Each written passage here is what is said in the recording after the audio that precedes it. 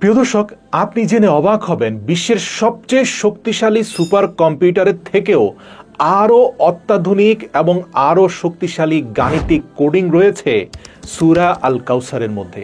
পবিত্র কোরআনের এই একটি সূরা পৃথিবীর সকল সুপার কম্পিউটারকেও ফেল করবে। বর্তমান বিশ্বের সবচেয়ে শক্তিশালী সুপার কম্পিউটার 20 সেকেন্ডে 2 লাখ ট্রিলিয়ন গণনা একাই করে ফেলতে পারে এবং গবেষকরা বলছেন 100 জিবি স্পিডে ডেটা ট্রান্সফার করার ক্ষমতা রয়েছে এই সুপার কম্পিউটারের। তবে কোরআনে পাকের মধ্যে সূরা আল কাউসারে বিদ্যমান গাণিতিক কোডিং এর সামনে এই অত্যাধুনিক সুপার কম্পিউটার কিছুই না। সূরা আল কাউসার হলো কোরআনুল কারীমের সবচেয়ে ছোট সূরা।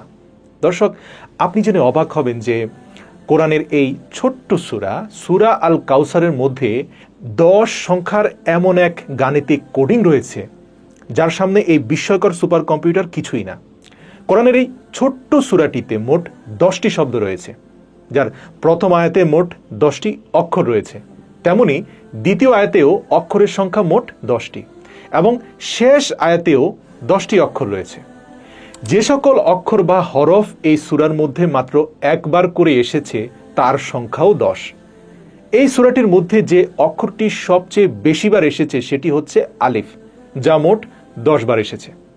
এই সূরাটির প্রত্যেকটি আয়াতের শেষ হয়েছে একটি অক্ষর দ্বারা, সেটা হচ্ছে আরবি হরফ র, যা আরবি হরফ সমূহের মধ্যে 10তম হরফ। কোরআনের যে সকল সূরা এই র অক্ষর দ্বারা শেষ হয়েছে তার সংখ্যাও 10, যার মধ্যে সূরা আল কাউসার সর্বশেষ সূরা। এই সূরাটি 3টি আয়াতের প্রত্যেকটি আয়াতের দ্বিতীয় শব্দটির শেষ অক্ষর হচ্ছে কাফ এবং এই কাফওয়ালা 3টি শব্দের মোট হরফের সংখ্যাও মোট 10। যেমনটা আগে বলা হয়েছে যে এই সূরাটির প্রতিটি আয়াতের দ্বিতীয় শব্দের শেষে কাফ হরফটি রয়েছে এবং প্রতিটি আয়াতের শেষ অক্ষর হচ্ছে র। এবার বোঝার বিষয় হচ্ছে এই যে কাফ অক্ষরটির সংখ্যাগত মান হচ্ছে 20 এবং রা অক্ষরটির সংখ্যাগত মান হচ্ছে 200। এখন আমরা যদি 200কে 20 দ্বারা ভাগ করি তাহলে ভাগফল হবে 10।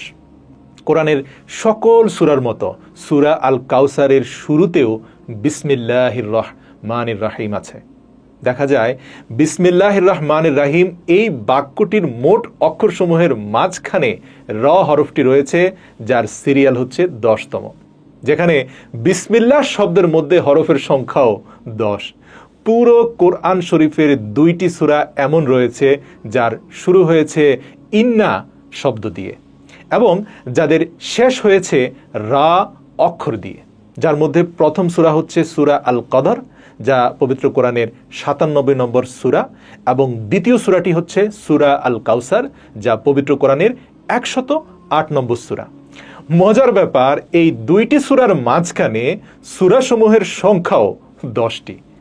কোরআনের 97 নম্বর সূরা অর্থাৎ সূরা আল কদরে রা অক্ষরটি এসেছে মোট 10 বার, যেখানে সূরা আল কদরের শুরুও কিন্তু ইন্না শব্দ দিয়ে হয়েছে এবং দ্বিতীয় সূরা আল কাউসার, যার প্রতিটি আয়াতের শুরুই হয়েছে ইন্না শব্দ দ্বারা। এই 2টা সূরার মাঝে ইন্না দিয়ে শুরু হয়েছে এমন আয়াতের সংখ্যাও মোট 10।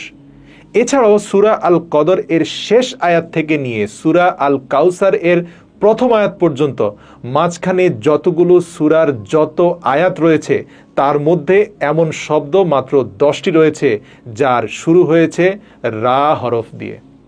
কোরআনের 97 নম্বর সূরা আল কদর এর শুরু আলিফ দিয়ে এবং এই সূরার মোট এমন 10টি শব্দ রয়েছে যার শুরু হয়েছে আলিফ দ্বারা।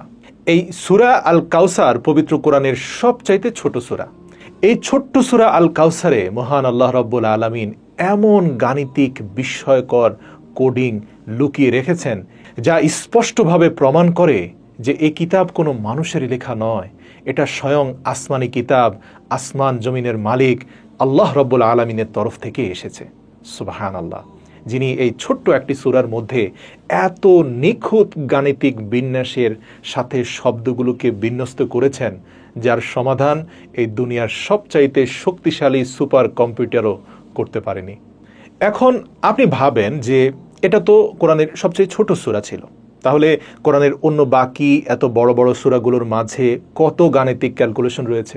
নিশ্চিতভাবে আপনার বিবেক কাজ করা বন্ধ করে দেবে যদি আপনি এই বিষয়ে ভাবতে শুরু করেন।